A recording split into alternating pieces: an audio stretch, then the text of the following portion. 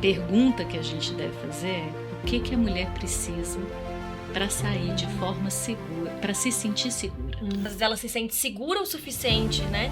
Tem as redes de apoio fora dessa relação para conseguir sair dessa relação. Por que essa mulher, ainda denunciando, ainda buscando essa ajuda, de repente essa ajuda não chega a contento ou de forma tempestiva e elas ainda assim acabam sendo vítimas fatais? O que isso te mostra? Que as mulheres vítimas de feminicídio acreditavam que podiam contornar a situação e não pediram ajuda da polícia.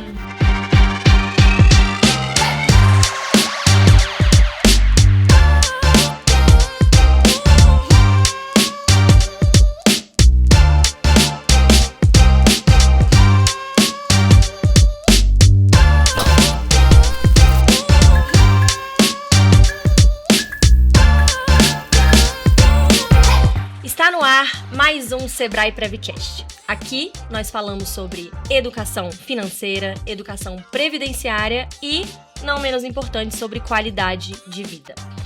Como abordamos esses temas, nós também falamos sobre bem-estar, cuidado e hoje, talvez mais especificamente, sobre proteção. Vocês devem ter percebido que a nossa bancada hoje está um pouquinho diferente, né, não, Vailma?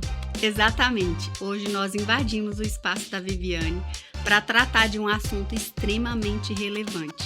Eu sou Vailma Fernandes, essa é minha colega Luísa Pacheco e nós somos representantes do Núcleo de Sustentabilidade do Sebrae Prev.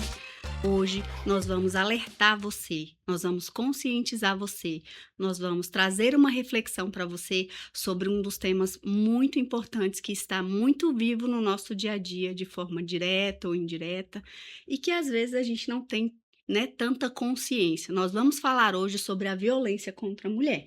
Perfeito, Vailma.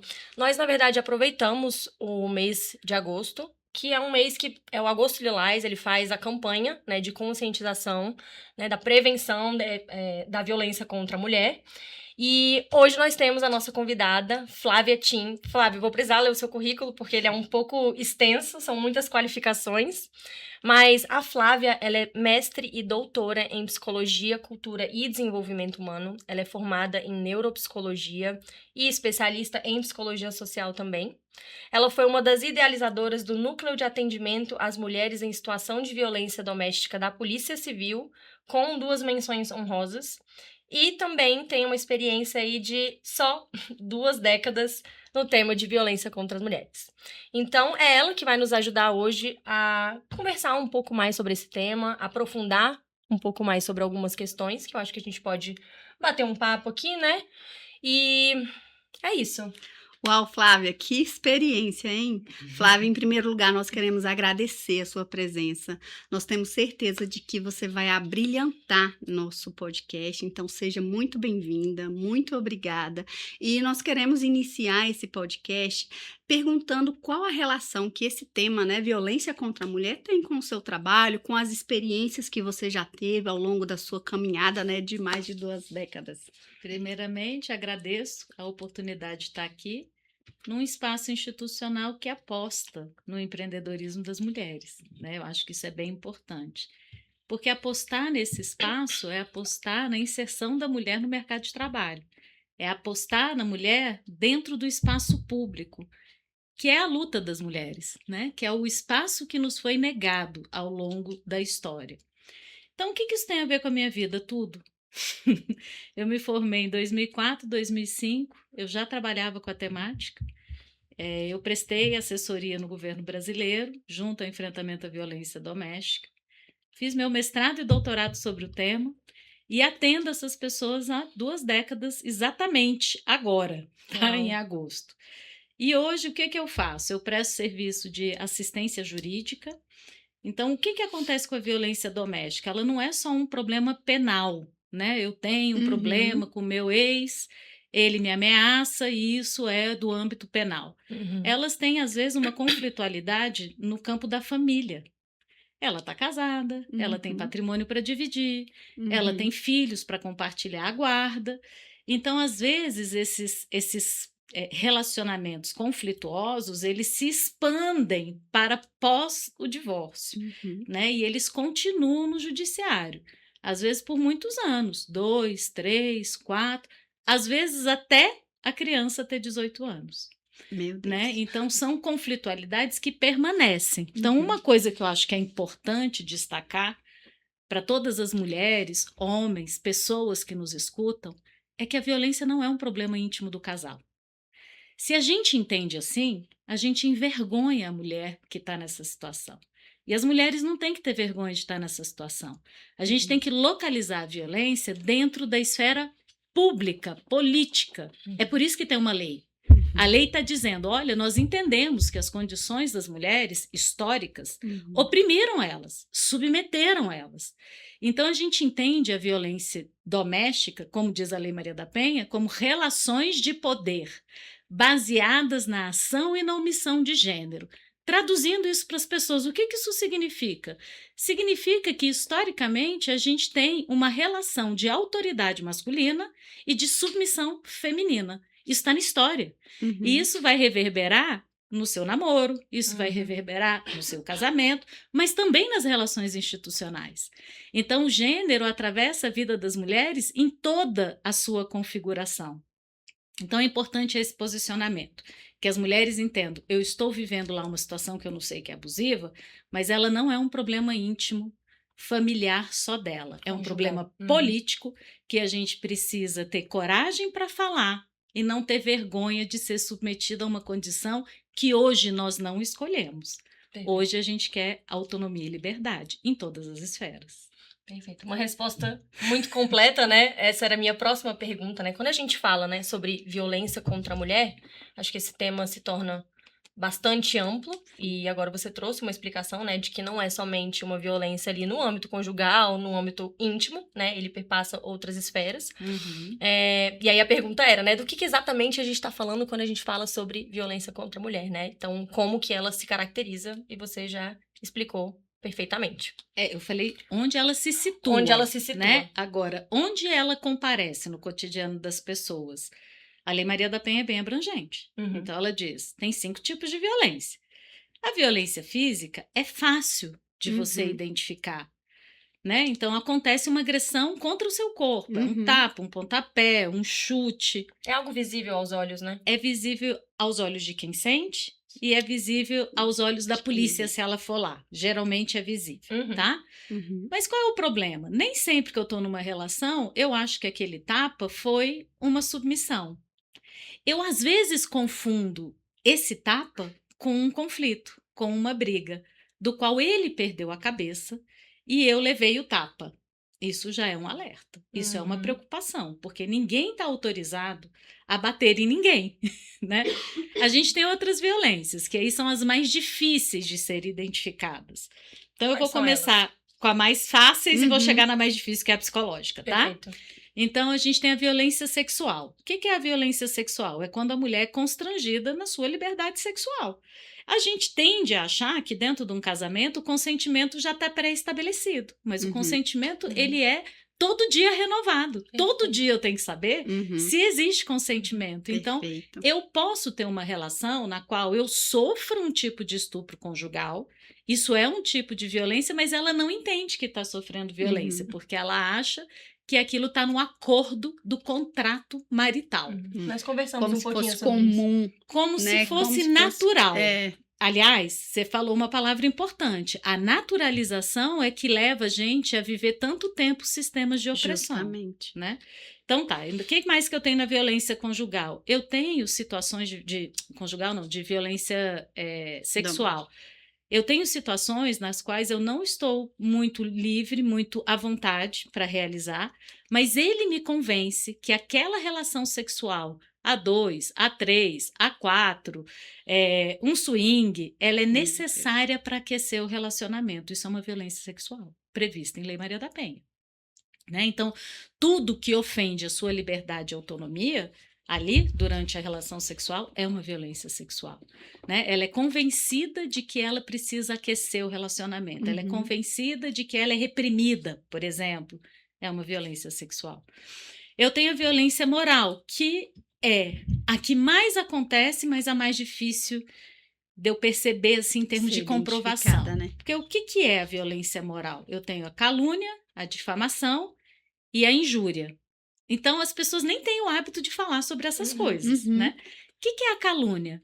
É quando aquele companheiro, ex-companheiro, fala de você para outras pessoas, caluniando a sua dignidade, a sua reputação, para outras pessoas. Vai no seu pai, vai na sua mãe, vai na sua amiga. Né? Uma imagem negativa, Isso. né? É uma violência moral.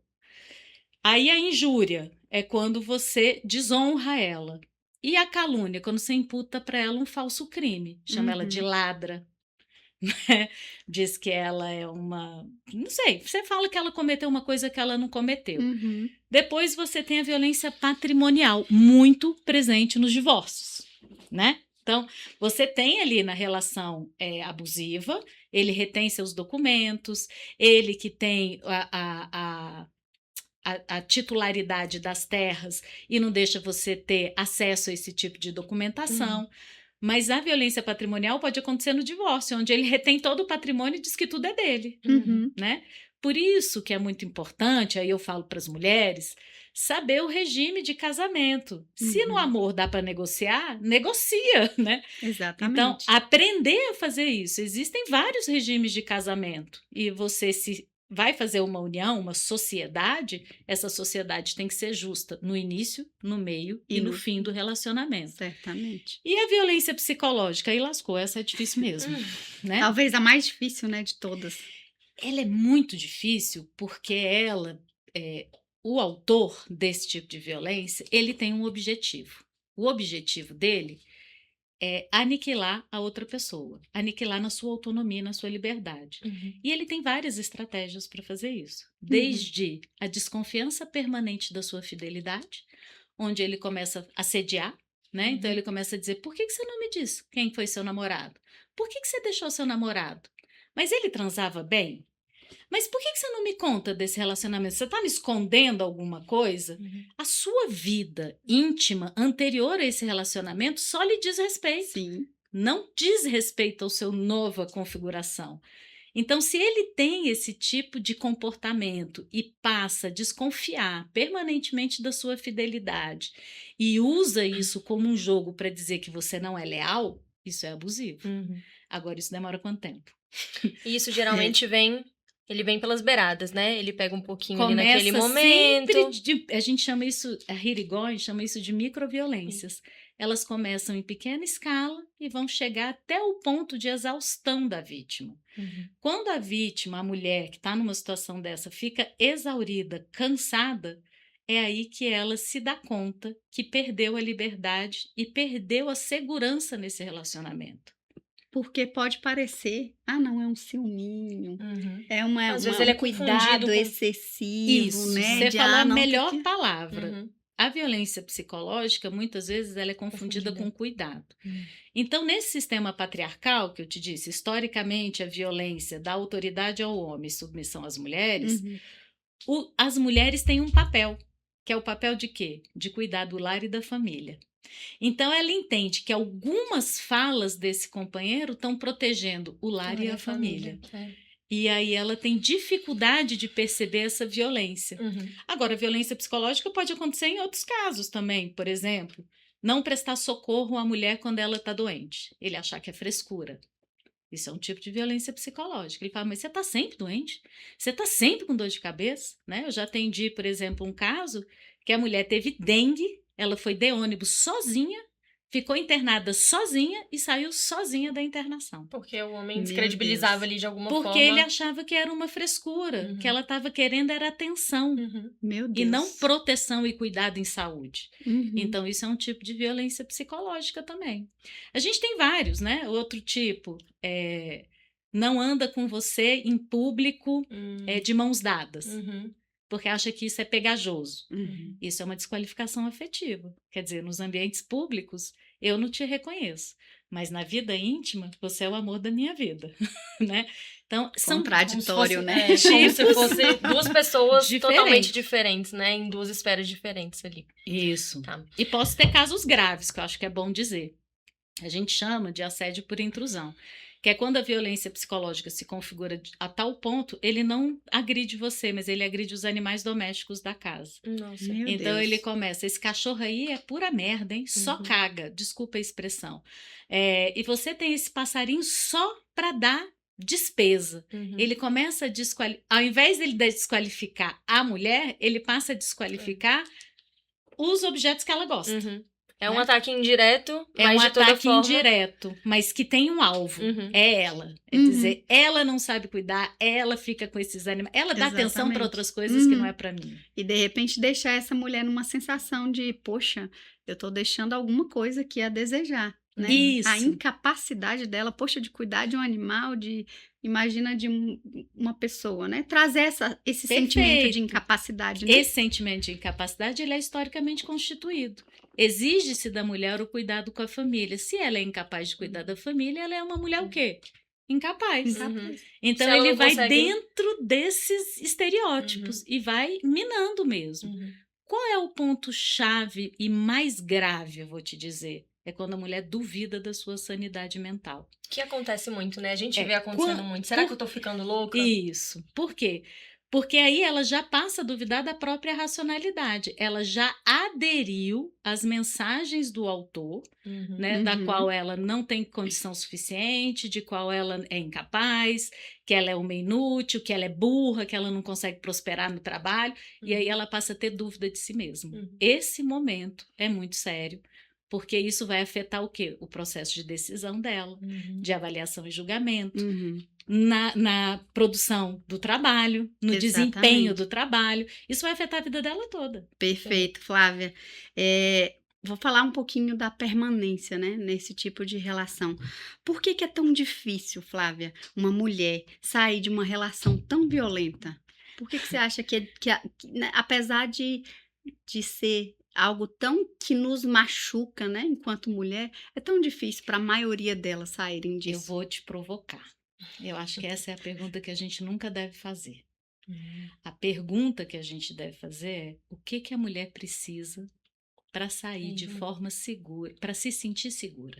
O que a mulher precisa, então, para se sentir segura, para sair de uma relação? Ela precisa violenta, de Flávia. espaços de confiança e de segurança institucionais dentro do próprio trabalho, porque ela não fale e não seja ridicularizada ou estigmatizada, ou levada como uma pessoa que não vai ter um bom desempenho, né, porque ela tem problemas pessoais, né? Então a forma de você falar que isso é pessoal deixa a mulher insegura. Ela Sim. prefere não dizer. Certamente. Ela vai esconder. Ela não vai dizer.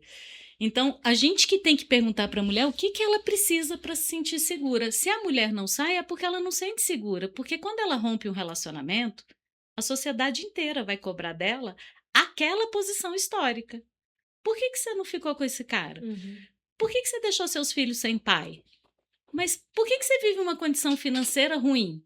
A sociedade vai cobrar dela uma posição que está historicamente constituída. E ela está em dúvida, lembra? Ela não está em dúvida, porque não foi constituída a dúvida, né? Verdade. Então, ela nunca vai saber, ela sempre vai achar que o problema é dela, ela nunca vai achar que o problema é político, Entendi. que o problema é estrutural. Aliás, esse eu acho que é o grande erro de enfrentamento à violência doméstica. A gente está falando muito da individualidade das pessoas e estamos esquecendo de um contexto histórico político que é muito sério e que coloca as mulheres e os corpos dessas mulheres nessa condição. Vou te dar só um exemplo. Tem uma autora que chama Carole Pattman. E ela faz uma crítica ao modelo do contrato sexual do mundo liberal. Ela diz, o contrato social, lá do Rousseau, né? Diz que todo mundo é livre e que todo mundo tem a liberdade de estabelecer os seus contratos. Ela falou, menos as mulheres, porque as mulheres estão submetidas a um contrato sexual.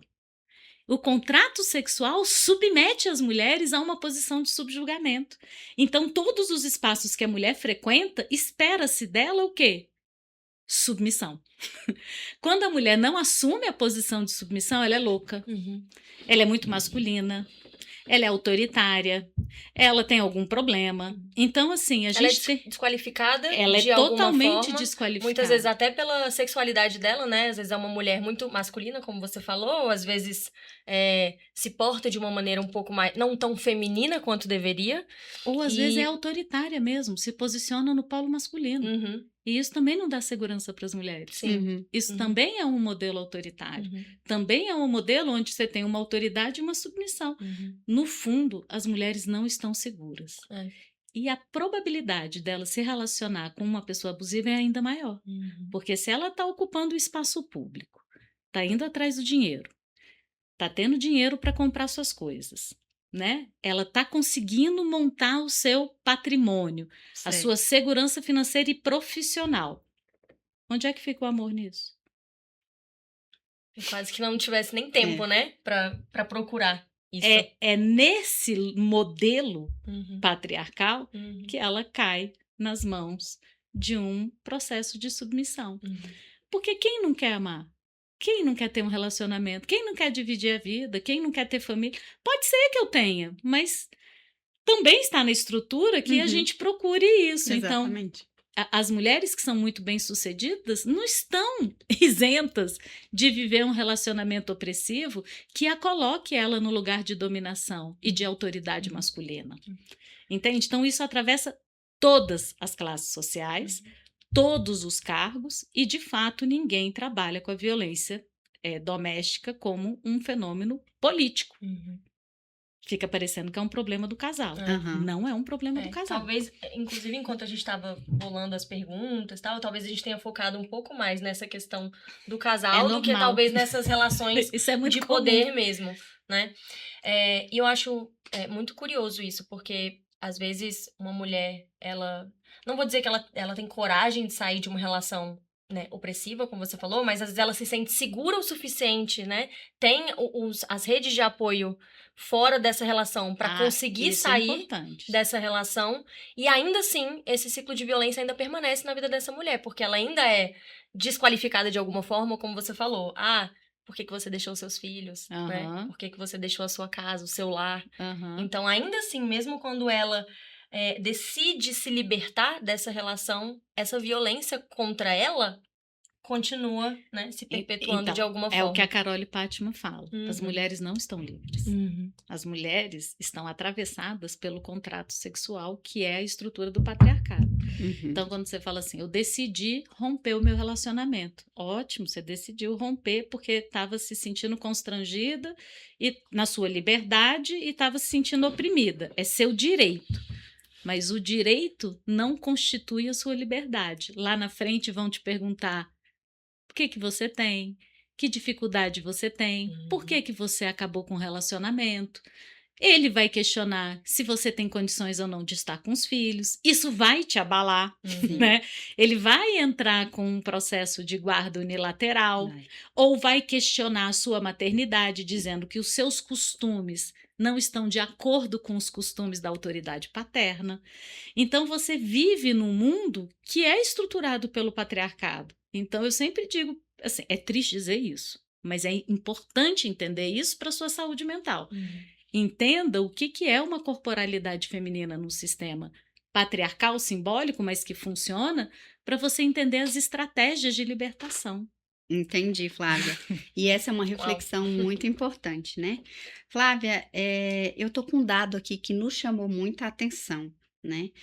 Que provocou uma reflexão em nós, e eu vou até ler aqui, porque é um dado do Ministério da Justiça e do Fórum Brasileiro de Segurança Pública. Tá. Eles informaram que 30% das vítimas de feminicídio no Brasil já haviam registrado um boletim de ocorrência contra o agressor.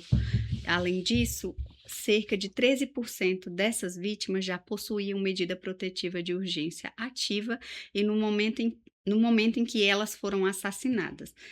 Quando a gente olha, né, para esse dado, a gente falando de mulheres que de alguma forma já havia sinalizado, né, registrado um boletim de ocorrência ali contra o agressor, e ainda assim elas foram vítimas, né, do feminicídio. Por que na sua opinião, por que essa mulher, ainda denunciando, ainda buscando essa ajuda, de repente essa ajuda não chega a contento ou de forma tempestiva e elas ainda assim acabam sendo vítimas fatais Eu acho que a desse tipo pergunta de é violência? ótima, saber em que medida as mulheres pedem ajuda e não estão completamente seguras. Então, ponto 1, a denúncia não é a segurança total, Uhum. né? E por isso que ela falou da rede. Eu não posso me envolver numa denúncia sem ter uma rede ativa funcionando, porque eu não dependo só da denúncia. Mas tem um dado que é importante: é só 30%. Então, Pouco, assim, né? se você me falasse assim, 70, 80% Pouco. das mulheres que foram vítimas de feminicídio denunciaram, eu ia falar, realmente, estamos com algum problema, Uhum. né? São 30 é significativo. Mas Mas veja é bem, pouco. não é muito. O que que isso te mostra? Que as mulheres vítimas de feminicídio acreditavam que podiam contornar a situação e não pediram ajuda da polícia. Né? Então, esse é o maior equívoco da mulher em situação de violência. A mulher tem um outro atributo social, que é o quê? A relação familiar. Uhum. Regular as emoções no contexto familiar. Ela acredita nesse papel. E ela acha que regula as emoções do autor. Ela está acostumada a lidar com as alterações de humor dele, Uhum. ele fica irritado, ela calma. Ele fica estressado, ela calma. Ela tem um papel no relacionamento de regulação. E ela acredita nisso. Era essa aposta que leva ela à morte. Porque ela acha, equivocadamente, que tem controle sobre as emoções dele. Ela não se vê em perigo, entende? Então, inclusive, quando ela é assassinada, ela abre a porta para ele. Ela sai com ele. Porque a mulher foi treinada e ensinada a confiar, a acreditar na mudança do casal, a acreditar na restauração da família. Ela não faz porque ela é burra, ela faz porque ela acredita na mudança dele. E ela pode ir a óbito justamente por nem desconfiar que ela está correndo risco de vida. O que a gente poderia fazer, talvez, a gente, enquanto sociedade, ou independente de qual parte seja a responsável por isso, para diminuir um pouco essa porcentagem? Ainda mais, já é pouco, mas o que a gente poderia fazer para diminuir? Então, assim, a primeira coisa é as mulheres precisam acreditar na denúncia. Acreditar nas instituições é uma alternativa de proteção. Se o Estado está dizendo, em briga de marido e mulher, o Estado mete a colher, ele está dizendo, isso aqui não é um problema privado, isso aqui é um problema público. Então, a gente tem que acreditar. Depois de acreditar, eu tenho que acessar essa rede de proteção. Eu não posso achar que eu consigo lidar com uma situação de violência sozinha. Envolve muita coisa, envolve frustração amorosa, envolve expectativa de um projeto de vida desfeito, envolve patrimônio, envolve famílias que eu gostei da sogra, gostei do tio, gostei do primo, gostava dessa convivência. Tem muita coisa envolvida. Então, bom, como é que a gente enfrenta isso? Politizando. Enquanto as mulheres acharem que o problema é delas, elas estão sozinhas nessa história. O problema é nosso. A gente quer uma sociedade justa e democrática, nos quais as mulheres possam ser cidadãs, ter direito à liberdade e autonomia. Enquanto eu não tenho esse direito, liberdade e autonomia garantido, eu vou ter dificuldades, porque a gente vai achar que o problema é nosso, lá na intimidade da minha casa. Ninguém tem nada a ver com isso, isso é um problema meu. Não vou falar para o meu chefe, ele vai me demitir. Não vou contar para minha colega de trabalho, porque senão ela vai ver que eu estou nervosa e que eu não estou conseguindo produzir por causa disso. A gente transfere tudo para a gente. Isso, e muito interessante você falar sobre isso, porque como a gente mencionou no início do podcast, quem não viveu, conhece alguém que viveu isso, né? E essa sua fala, ela é muito perceptível na fala dessas mulheres. Ou o meu chefe pode me demitir, eu não posso falar porque eu posso ser julgada porque a minha alteração de humor, a minha entrega vai ser julgada, a minha entrega por conta disso. Então, realmente, esses pontos são pontos muito sensíveis que, de repente, vai gerar nessa mulher uma certa insegurança, né? Dela chegar a expor até o próprio nível de exposição, né? Tipo assim, poxa, é o meu casamento, eu tenho que preservar da porta para dentro e não da porta para fora. Então, né, o problema. Eu acho que é muito, né, esse ponto que você trouxe é muito importante da gente abrir os nossos olhos, né, a respeito desse tipo de comportamento, de trazer segurança para a mulher. Eu acho que a gente pode, inclusive, fazer um link já com o próximo subtema, na verdade, que a gente gostaria de abordar, que é a violência e a saúde mental no trabalho. Uhum. Então, Flávia, a gente queria saber, de uma forma mais ampla, como que a violência doméstica, né, a violência contra a mulher, ela pode impactar na vida laboral desta mulher, né, na trajetória profissional desta mulher.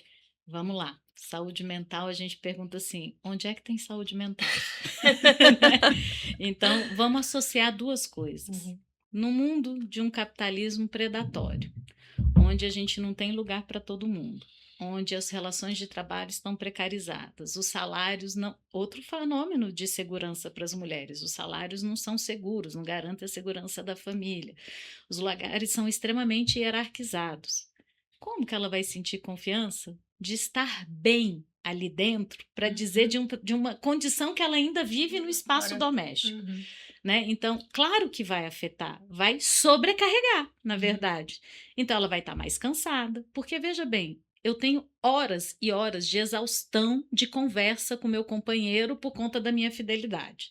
Aí, às vezes, eu fico até 2, 3 horas da manhã. Aí, eu tenho que acordar às 5, 6 da manhã para pegar o ônibus e ir ao trabalho. Como é que eu chego no trabalho? Exausta. Né? Então, vai ter exaustão, vai ter desatenção, a dificuldade de concentração, ela aparece porque eu estou pensando nas cenas que eu preciso responder para dar confiança ao meu companheiro, porque eu também não quero perder aquele relacionamento, então eu passo a não me concentrar direito, eu começo a pensar o que sou eu como mulher, o que eu quero como família, então atenção, concentração, decisão, processos decisórios dentro do ambiente de trabalho vão ficar alterados porque você está focada com essas conflitualidades que são geradas dentro de um sistema político patriarcal. Não é o cara e a mulher, é um sistema que autoriza isso acontecer. Então ela pode se sentir mais triste, ansiosa, tem uma série, baixa autoestima, né? Acreditar que não pode estar aqui fazendo uma entrevista porque não é capaz, porque está insegura, porque ele diz para ela que ela é insegura, então afeta. Absenteísmo também, né? Às vezes a mulher ela tá tão fragilizada que ela não tem coragem nem de aparecer no trabalho, ou às vezes, por exemplo, uma agressão física por vergonha de mostrar alguma marca no corpo, ela também acaba não vindo ao trabalho. Ela vai apresentar um atestado, né? Atestados recorrentes, inclusive. Perfeitamente, Flávia. Nossa, quanta informação, né? A gente acha que, poxa, que vai conseguir esgotar, mas enfim. Ainda falando sobre a saúde mental no ambiente de trabalho, como que é possível a gente, enquanto colegas, enquanto colaboradores, alta liderança, ajudar essa mulher, né? Trazer esse olhar atento para esse tipo de comportamento e ajudar mesmo, né? Tá, para ajudar, a gente tem que criar espaços institucionais seguros. Para criar um espaço institucional seguro, não basta eu ter lá uma psicóloga que atenda ela. Eu tenho que ter uma política da empresa que fale que relações de gênero importam, que enfrentem a discriminação, que enfrentem o preconceito, que não banalizem nem façam brincadeiras sobre violência doméstica como se fosse algo natural. Aquela mulher tem que saber que aquela empresa é séria, que ela leva aquilo a sério, que ela vai ser protegida. Então, políticas institucionais consolidadas de formação, informação, difusão de informação para todos os setores, e nunca falar com essa mulher no espaço público, porque isso fragiliza ela. Perfeito. Então, se a gente percebe que tem alguém numa situação que está insegura, de muito sofrimento, a gente chama no espaço privado. E não pergunta assim para ela, o que você tem? Não, a gente chega para ela e fala, olha, eu estou observando que você está mais triste, parece que você está com medo. Tem alguma coisa que a gente possa fazer para você se sentir melhor ou mais segura? Às vezes é uma coisa muito simples. Esse homem vem todos os dias no trabalho e ela não quer que ele entre. Né? Ele faz 1.500 ligações e ela pede para trocar de ramal para ele parar de ligar. Então tem coisas, ele, por exemplo, liga para a chefe ou para a colega e pergunta se ela está ali. Tem coisas que a instituição pode fazer. Agora tem coisas que extrapolam. Vamos supor que você perceba que ela está em risco de vida e ela te diga assim, eu não sei o que fazer. Isso a gente não faz sozinha, a gente faz com as instituições. Então, a mulher também tem que saber que, dependendo do relato, aquele sigilo vai ser quebrado para sua proteção. Uhum. Né? A gente vai respeitar sempre o tempo dela, Uhum. a gente vai respeitar sempre as decisões dela, porque ela é uma pessoa Claro. adulta e tem direito, tá, a escolher a sua vida. Mas se ela tiver em risco iminente, assim, iminente, a pessoa tá com arma e ela não sabe o que fazer, a gente precisa ajudar essa mulher a acionar a denúncia e as redes de proteção. Ok. Então, importante é que mulher nenhuma se sinta sozinha, que ela se sinta compreendida e que ela não tenha vergonha. Uhum. Porque isso pode acontecer com qualquer um. Qualquer uma. Ou com qualquer família. Eu fiquei com uma pequena dúvida. Na verdade, a denúncia, ela deve... o incentivo à denúncia, na verdade. Como que a gente trata esse incentivo à denúncia? A gente deve fazer quando ela relatar alguma situação que ela está vivendo, ou a gente só deve incentivar essa mulher a denunciar se ela tiver, de fato, em risco iminente? Como que a gente deve tratar essa denúncia? A gente deve, primeiro, escutar a revelação. Depois dizer a rede de proteção. E dizer que a proteção não está vinculada à denúncia. Muitas mulheres não querem denunciar. Uhum. Né? A denúncia é um mecanismo. Você pode denunciar, Uhum. mas a denúncia requer o quê? Estabilidade emocional, requer tempo. Uma lei Maria da Penha pode durar 2, 3 anos, né? Quando a gente pede a denúncia, mesmo assim, rápida, Uhum. quando a mulher tem risco e ela precisa de uma medida protetiva de urgência. Você falou das medidas protetivas de urgência, quer dizer, a gente tem medidas protetivas de urgências que furam a proteção, né? Mas a maior parte das pessoas que estão em medida protetiva estão seguras. O Estado precisa saber que ela precisa de proteção, porque ele não tem como proteger se ela não pede ajuda. Uhum. É outra coisa que a gente Uhum. também tem que compreender. Eu só posso ter ajuda se eu conseguir contar com alguém. Uhum. Além Então, da as medidas funcionam. Além da medida protetiva, qual outra medida esse órgão que na teoria traz a polícia, né?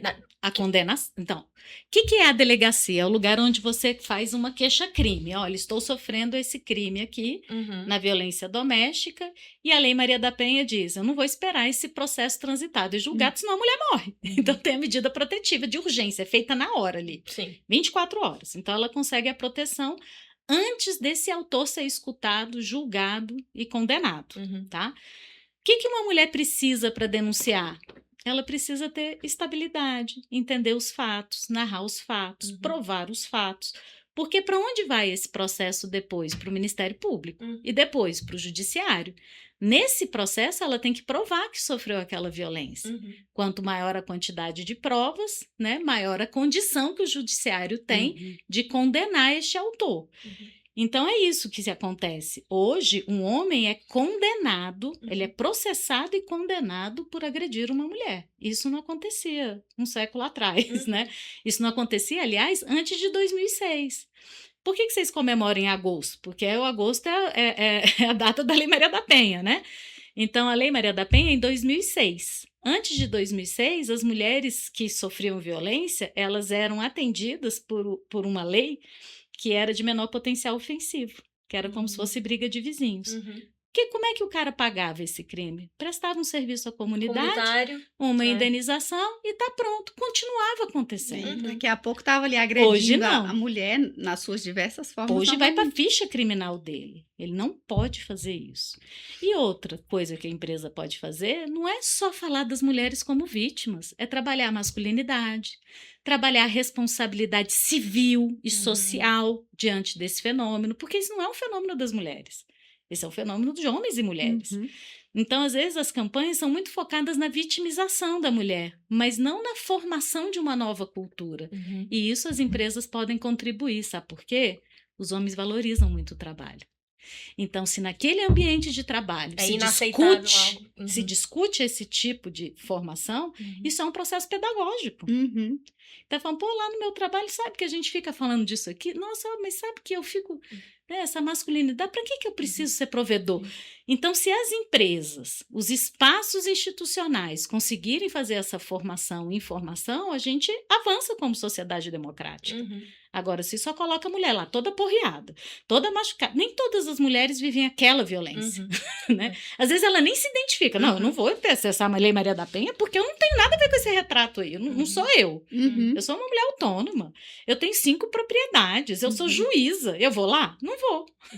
Eu acho que é importante a gente dizer também que, apesar de nós duas, né, enquanto núcleo de sustentabilidade, a gente evidenciar algumas dessas pautas, não é um trabalho só nosso, né? E não é um trabalho também só da área de gestão de pessoas, de capital humano, RH. Não é. É um trabalho e é uma responsabilidade de todos, inclusive, né, da governança, da alta liderança. Né? Eu acho que é uma pauta que deveria ser tratada com muita seriedade por todos. Né? Não somente... A gente só tem a ganhar. Uma sociedade justa e democrática é bom para todo mundo, para o desenvolvimento econômico, para o desenvolvimento moral, para o desenvolvimento espiritual. Não tem nada de errado nisso, né? E é o lugar onde que a gente deve apostar. Verdade, Flávia, sensacional. Já encaminhando aqui para o encerramento, Flávia, a gente falou de quanta coisa importante, né? Eu, por exemplo, estudamos muito sobre vários temas e muita coisa que me foi esclarecida, coisas que eu não imaginava, né? Então, assim, a gente passou ali, entender o que é a violência doméstica, né? Entender quais são os tipos que você esclareceu muito bem, como que a gente pode apoiar, como que a alta liderança pode ajudar, entender e acolher mesmo essas mulheres. E aí, eu gostaria assim, ó, se esse podcast alcançar uma única mulher, que seja, a gente vai ter cumprido a nossa missão, né, Luiz? Enquanto núcleo, enquanto instituição, que se preocupa com isso. Para a gente finalizar com chave de ouro, eu gostaria de finalizar de uma forma mais dinâmica, e a ideia é que você passasse um recado. Então, eu tenho certeza que muitas mulheres assistirão esse vídeo e, possivelmente, podem ser mulheres que estão sofrendo algum tipo de violência ou conhecem alguém que possa estar sofrendo um tipo de violência. Então, se você pudesse dar um recado, uma mensagem, qual mensagem seria essa? Eu diria assim, se você está desconfortável num relacionamento onde você não sabe se está bem, se é isso que você quer, se você sente insegurança, não sinta vergonha. Ninguém está imune a um relacionamento que eu vou chamar complicado, para não dizer abusivo. Porque até a gente compreender o que é o abuso e onde a gente estava dentro de uma relação, demanda tempo, elaboração. Então não sinta vergonha. Procura as redes de proteção especializada. Se você não sabe se seu colega entende, procure algum órgão que é especializado na temática. Um psicólogo especializado na temática, um advogado especializado na temática, alguém que possa te dar uma orientação de confiança, de segurança, onde você não se sinta julgado. É claro que se você tem um amigo e pode conversar, é bom, mas procura uma orientação especializada. Aqui no DF, a gente tem muito serviço especializado e são todos gratuitos, tá? Então, você tem centros de referência, tem até dentro do metrô, ali no Estação da 102 Sul, tem um centro de referência, onde você tem psicólogo, assistente social e advogado, que você pode tirar uma dúvida. Legal. Você tem um instituto, você tem as promotorias da mulher, que você pode ir lá e tirar dúvida com uma promotoria que é especializada. Você tem a Defensoria da Mulher, que é uma defensoria que também é especializada. Para nada disso você precisa denunciar. Você só precisa perder a vergonha, saber que esse problema não é só seu e que você não vai estar sozinha. No início parece que você está sozinha, mas quando você conhece a rede, entende a conflitualidade, você vai conseguir se resgatar e vai conseguir sair de uma relação da qual você não está se sentindo livre e nem autônoma. Eu desejo para você liberdade e autonomia. Uau. Sensacional, hein, Flávia? Olha, eu realmente estou impactada. Eu tenho certeza que esse podcast vai impactar. Mulher, você não está sozinha. Flávia, muitíssimo obrigada pela sua gentileza em aceitar o nosso convite.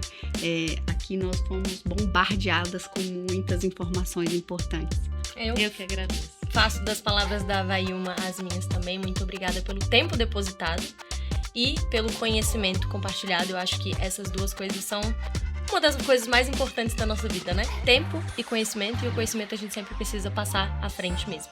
Tá bom? Certo. Então, obrigada, Muito Flávia. Obrigada. E para você que continuou com a gente até o final, curta, comente e compartilhe. E aproveite para nos seguir em todas as nossas redes sociais. Tchau, tchau!